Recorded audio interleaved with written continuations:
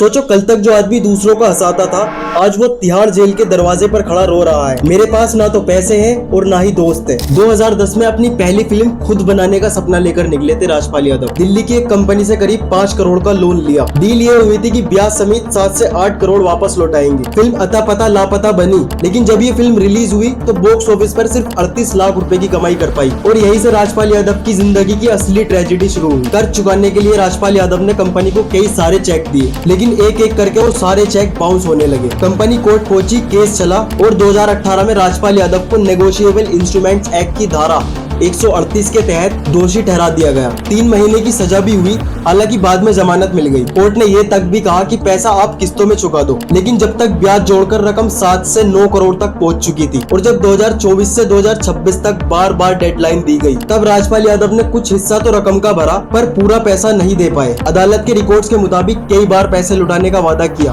और कई बार वादा तोड़ा। आखिरकार कोर्ट ने डेडलाइन बढ़ाने से साफ मना कर दिया और फरवरी 2026 में राजपाल यादव को तिहाड़ जेल में सरेंडर करना पड़ा। जेल जाने से पहले मीडिया के सामने भावुक होकर राजपाल यादव ने कहा, मेरे पास अब कोई पैसे नहीं है और ये कर्जा चुकाने का मुझे कोई रास्ता नहीं दिख रहा। देखिए, अब थोड़ा सा जान लेते हैं कि चेक बाउंस होना आखिर होता क्या है, क्योंकि ज्यादातर लोगों को ये ही नहीं पता होता कि चेक बाउंस आखिर बोलते किसे है। जब आप किसी को चेक देते हैं, मतलब आप बैंक से वादा करते हो कि आपके अकाउंट में इतने पैसे हैं और बैंक उस आदमी को इतने पैसे दे देगा। लेकिन अगर आपके अकाउंट में उतने पैसे नहीं है या फिर आपने पेमेंट रोक दी, सिग्नेचर मैच नहीं हुआ और लिमिट क्लोज हो गई, तो बैंक चेक वापस लौटा देता है। इसी चीज को बोलते हैं चेक बाउंस होना। और इंडिया के अंदर ये सिर्फ एक गलती नहीं, एक कानूनी अपराध माना जाता है, जिस पर एक इंसान को जेल तक हो सकती है। राजपाल यादव के केस में भी यही हुआ। कंपनी को दिए गए ज्यादातर चेक बाउंस हुए। कंपनी ने कहा ये जानबूझकर किया गया, हमारे साथ धोखा है, और कोर्ट के अंदर भी इस मामले को गंभीरता से लिया गया। यानी इतनी बार मौका देने के बाद भी ये रकम नहीं चुकाई गई और आज राजपाल यादव अपनी जिंदगी की सबसे बड़ी ट्रेजेडी जी रहे हैं। यूँ तो सोनू सूद और सलमान खान समेत कई सारे बॉलीवुड स्टार्स राजपाल यादव की मदद के लिए पहुंच चुके हैं, लेकिन अब आप ही बताओ, क्या हमारी बॉलीवुड इंडस्ट्री और हम आम लोग दोनों को पैसे का रिस्क उठाते समय ये बेसिक सी चीजें समझनी चाहिए या नहीं चाहिए? और कमेंट्स में ये जरूर बताना कि राजपाल यादव इस केस में पीड़ित ज्यादा है